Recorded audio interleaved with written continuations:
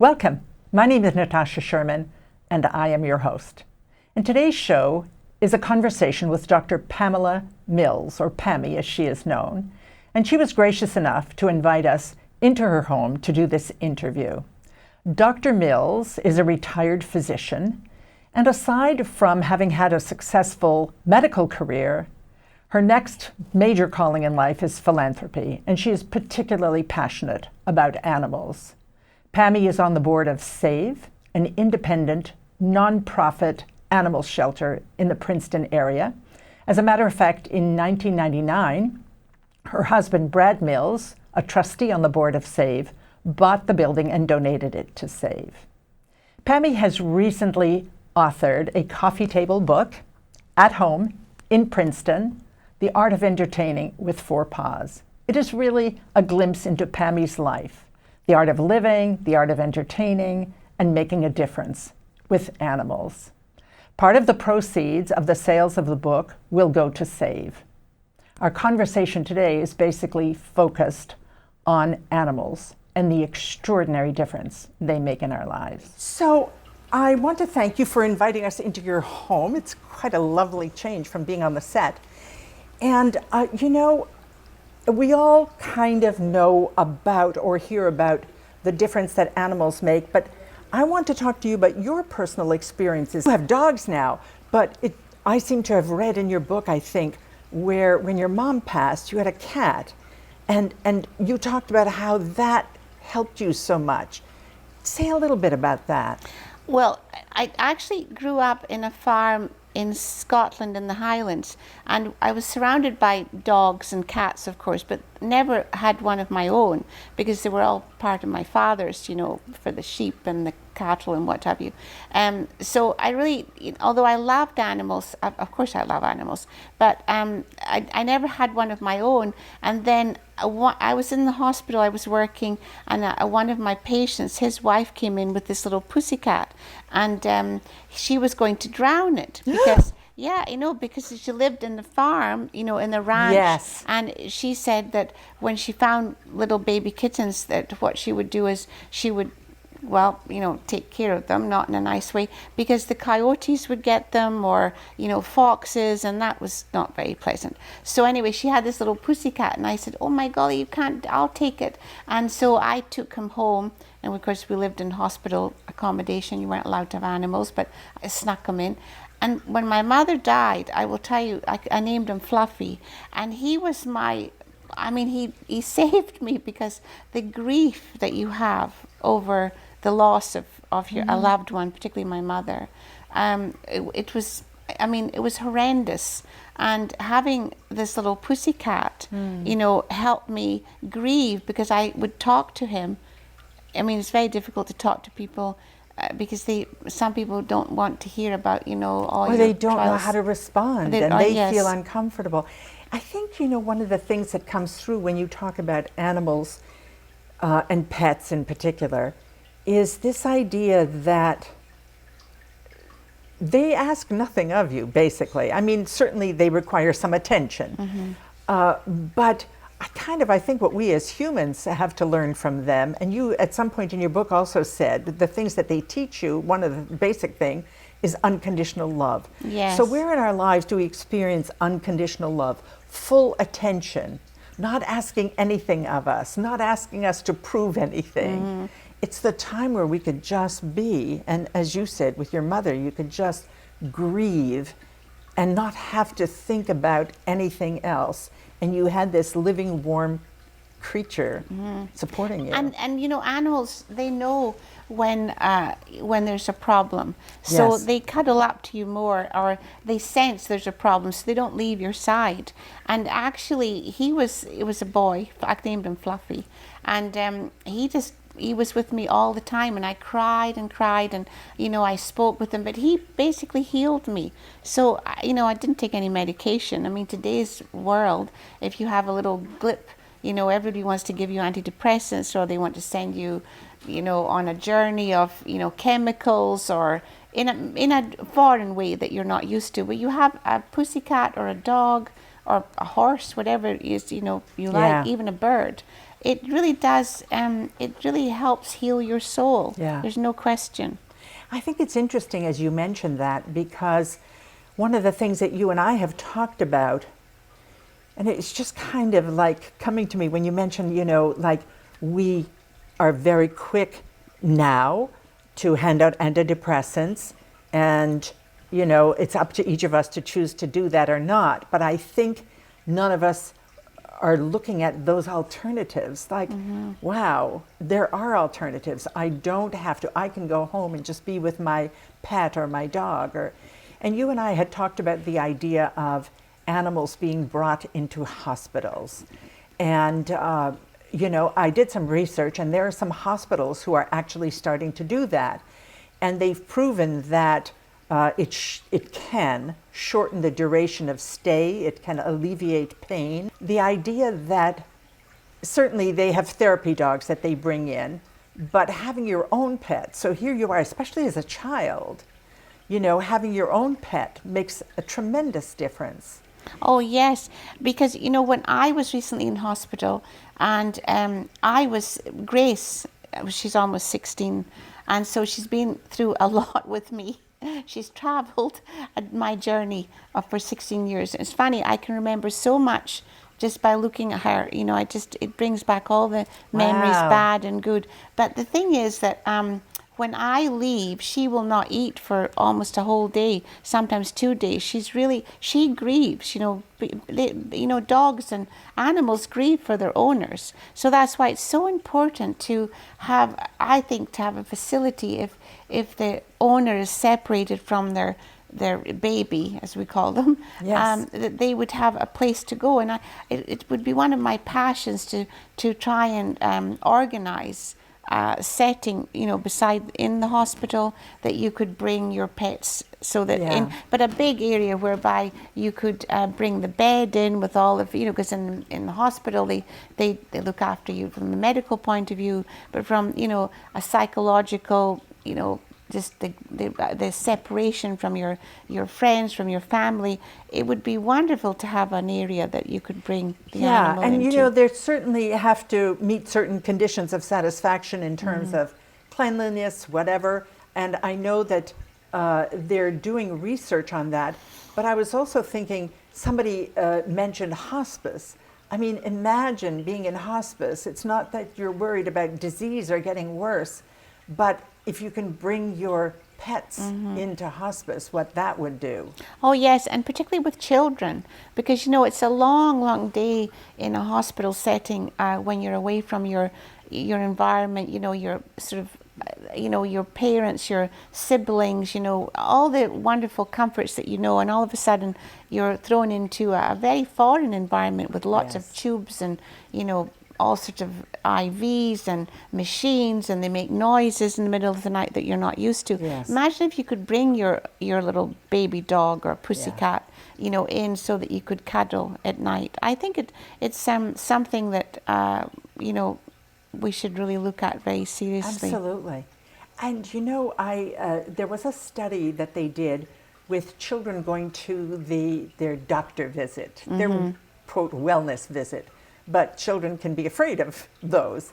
And it was, I think, 3-year-olds to 5-year-olds. And they took their blood pressure and heart rate. And one time they came in and there was a dog in the room. Not their dog, just a dog.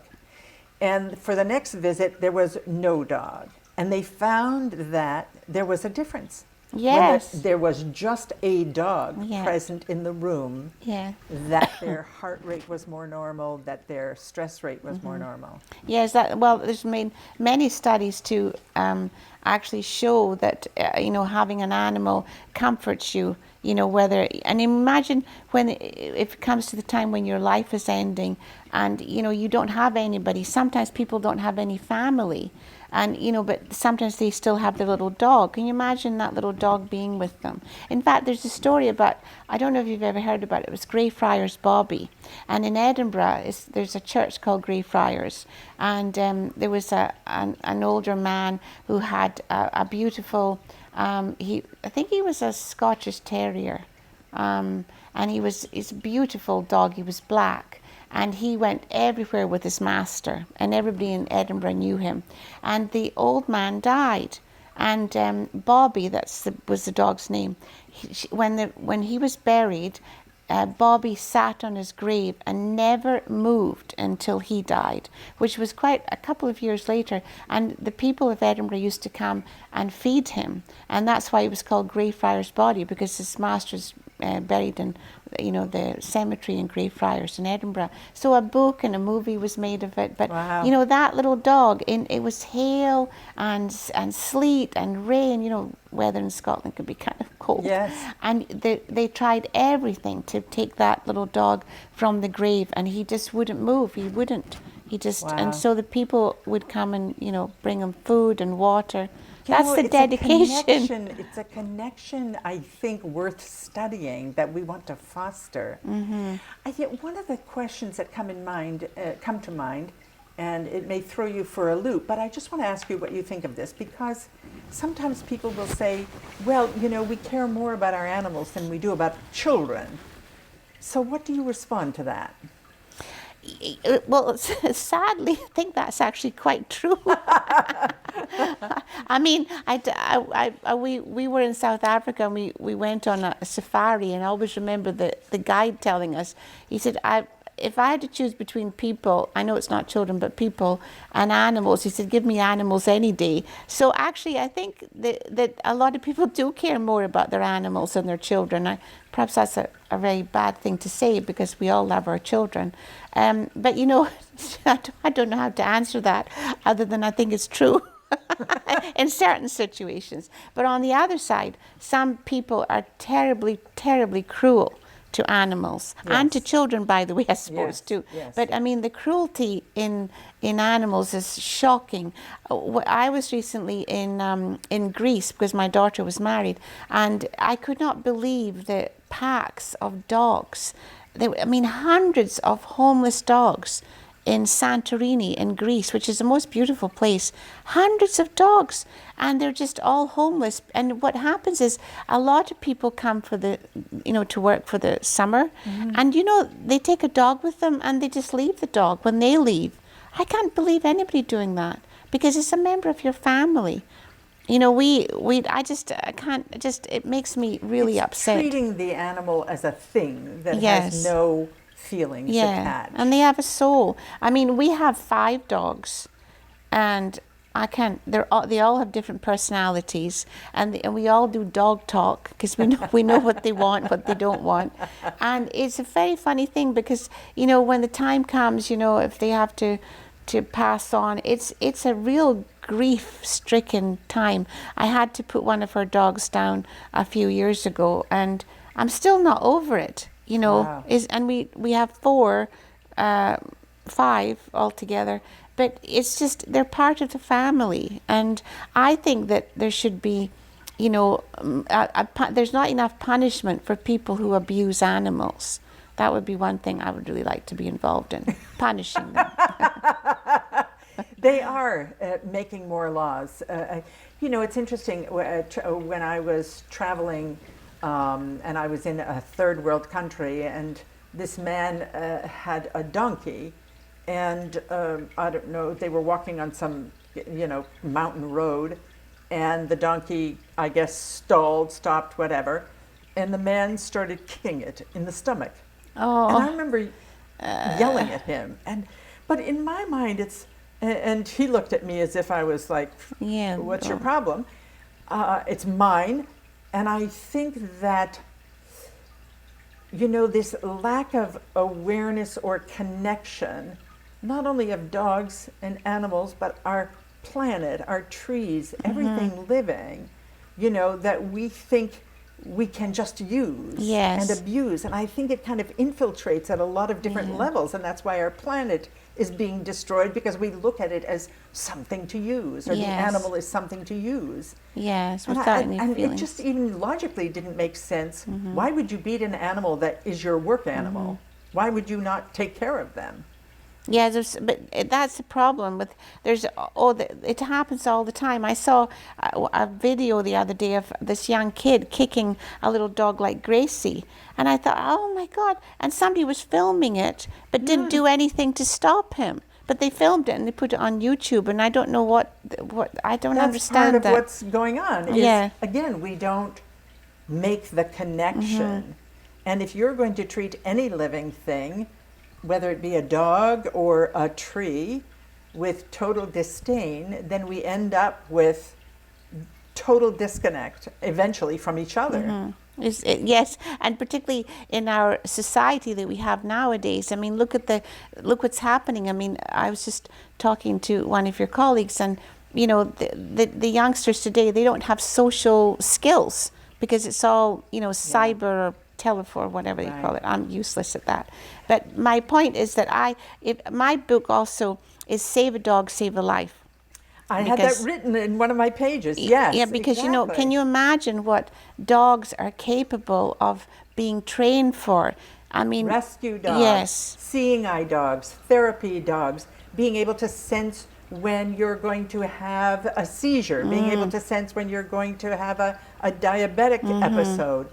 I mean, you have to acknowledge that there's something going on. Why would you treat that badly? Yes. And so that's why, you know, I think that it's this, I'm so happy that, you know, we're having a little chat today. I mean, some people probably have no interest, you know, well, who cares about the dog? But if you're an animal lover, you know, I think it's so important to raise awareness of animals and to treat them with kindness, because they do so much for us, apart from the fact that, you know, they're very good for our health, you know, but also look at they're doing in the airports. I mean, the police have them they're trained for sniffing out drugs, and so that's keeping us safe, you know, these people bringing in this, you know, so again, save a dog, save a life, but it's not just, you know, a wellness factor, it's a safety factor. Look at the military.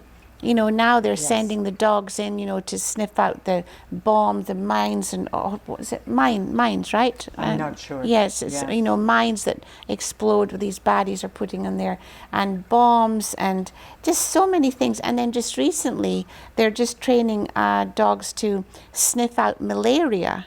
Can you imagine? Really? Yeah, that's just a recent, you know, research. So what needs to happen? Like, what's your message or your request?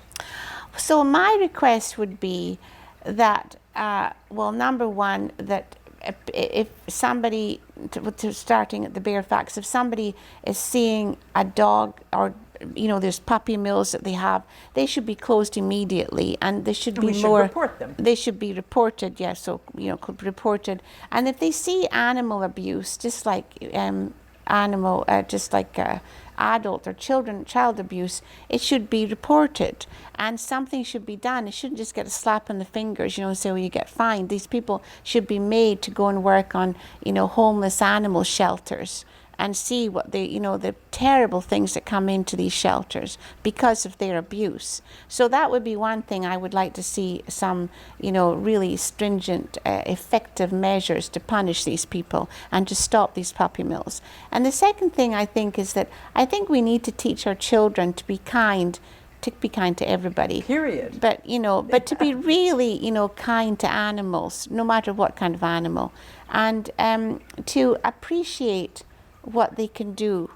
And I think but I suppose my big thing, because being in medicine, is that I would really love to see a structure of some sort that we can bring the animals into the hospital in a safe area, so that the patients can be, children and adults can be wheeled into a ward or a unit, you know, with all their IVs and equipment and what have you, safely, and they can spend time with their beloved pet. I would like to see that. And I think that's doable. If research shows specific health benefits under specific circumstances, that information can be used to change policies in ways that benefit even more adults and children by influencing rules and regulations for schools, health or assisted living facilities, residential treatment centers, and other places where people's exposure to animals is sometimes discouraged but could potentially be encouraged. And NIH, National Institute of Health, is funding large-scale surveys to find out the range of pets people live with and how their relationships relate to their health.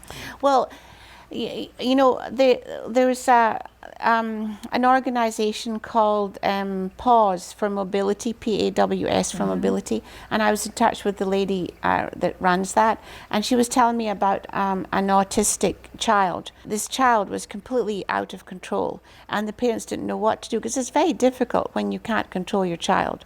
And the poor child, 16-year-old boy, and they got him a dog through this organization.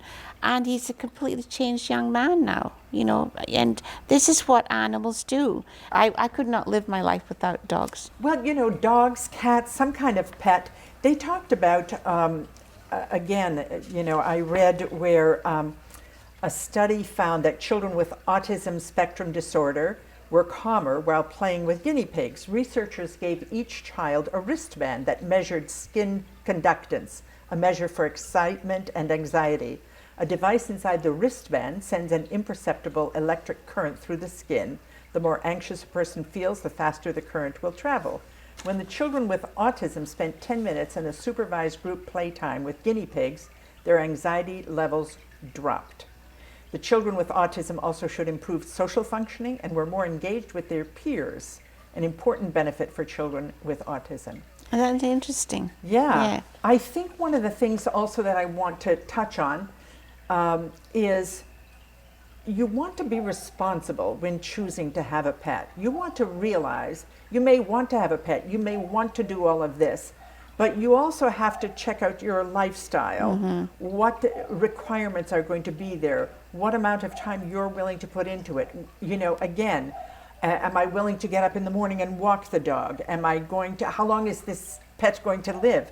So I think people need to be really responsible in making that choice so that you don't end up with discarded animals on the side of the road or, Which is what happens. Why it's a really good idea for if you are thinking of getting a pet, it's a good idea to take your child, if it's for the child and yourself for that matter, into a shelter and spend time with the animals and see how much care is required, because they do require care. I think it's important on many levels to, again, you know, even if you don't want a pet, be aware of, as you said, you know, if you see people mistreating, step in, intervene. And again, it's to me, I'm tying it to a much bigger issue. The more you can connect to all forms of life, the better off we'll all be. Exactly. It's not there for the taking and for you to use and discard. It's like really getting connected to all living things. Well, you know something, Natasha, actually, it was Queen Victoria in England that actually brought dogs into the royal palace. And it was, at that time in her day, it was having a dog was actually a sign of wealth. And so if you had a dog, that meant that you were up there, status. And then as, progressed, the kind of middle class, what was middle class back then, they would get dogs because that showed they were affluent. And so it's it's the good news and the bad news. So on the one hand, she brought the dogs in. She must have loved dogs. But if we start looking at them as a status symbol, then once again we're back to treating them as things. Well, yes, exactly, and that's what she did. She was in Pomeranians, but the Queen, our Queen in England. I mean, she had her. What did she have? Corgis. Corgis, yes. And she just said, as she's getting older, that this was the last corgi. It died recently, and she didn't want any more because she said, well, my days are coming to an end. We have a very good friend, by the way. This is interesting. And he's been very ill. And he tells me all the time, he said, I am keeping alive for my dog, Dudley, because he said, I just can't trust anyone to take care of him. And he said, the only thing that's keeping me alive is him. And once he goes, he said, I'm ready to go. That's quite a profound statement, isn't it? And a lot of people feel that way. And a profound connection. Yeah, he's very connected to his dog. And the dog isn't that old, but I said, well, but he's really been very sick. But he said, no, I'm not going to go until I can't. I've got to stay for Dudley. Wow. Yeah, that's beautiful, isn't it? I wanted to mention the book again because it comes out of your commitment to the animals and to sharing kind of your relationship to them and to sharing your life and being generous with recipes and playful things. And Yes. but the idea that part of the proceeds goes to save. Yes, well, I wanted to do something in fundraising, and so I'm known here not for my medical expertise. I'm known for my parties, and I've given a lot of very quite exciting out-of-the-box parties. I've seen them in fact, the book. in the Yes. book, like the last one was Cirque du Soleil, which was quite interesting. And anyway, and I thought, it was actually my photography friend Jane who said, why don't you do a book with your parties, because they're quite outrageous, a bit like me. And so I said, oh, that might be good. And we had all the pictures, so they were our pictures. And the dogs were very much involved in most of the parties, not all of them, obviously. I noticed in the book that you talked about a homeopathic remedy for dogs. So say a little bit about that, because you practice homeopathy. Yes, well, it's the same with a human, when, again, we're going into, a holistic type of care.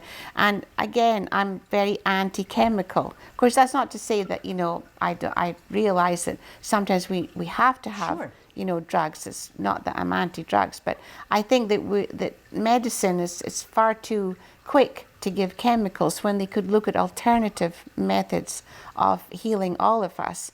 And in particular, when, for example, Grace has I don't know if it's just her breed, but she has always had trouble with her skin. And every time I take her to the vet, he gives her some sort of steroid, which of course, it drops her immune system. And then, she's miserable for a few days and she doesn't feel very well because she's got this chemical in her. So I decided, well, I've been doing this with children. I've been, giving holistic, homeopathic things to adults and children. So why not with dogs? So I developed a calming spray, and I developed a sort of kind of what you would call a salve, a little ointment, it's got lavender in it and it's got a few other things, but all natural. And I put it in a little cream. And of course, dogs tend to lick things off, but this is, it's totally okay if they do lick it. It won't. Oh, so it's edible. It's edible, yeah. And so, has it made a difference? Yes, it has, yeah. And also, if one of her dogs is, she's the puppy, I think it might be 9 months now, but she's quite a hyper little dog. And so I developed a calming spray and a spray on her bed. And I think it calms her down and she likes it. I said, come and I got a little spray, and we give some to ourselves so we're calm as well. So I hope that if somebody listens to this, that they will say, it's important to take care of our dogs and our pussycats, and birds and bees animals, period, and horses share and the planet donkeys. with them, yes. Yeah, share and be good, do the right thing. Yes. Yeah. Thank you, Pammie. Thank you, darling. Yeah, I loved it. Thank you again to Pammie for inviting us into her home. I hope you enjoyed the experience. My name is Natasha Sherman. Thank you for joining us.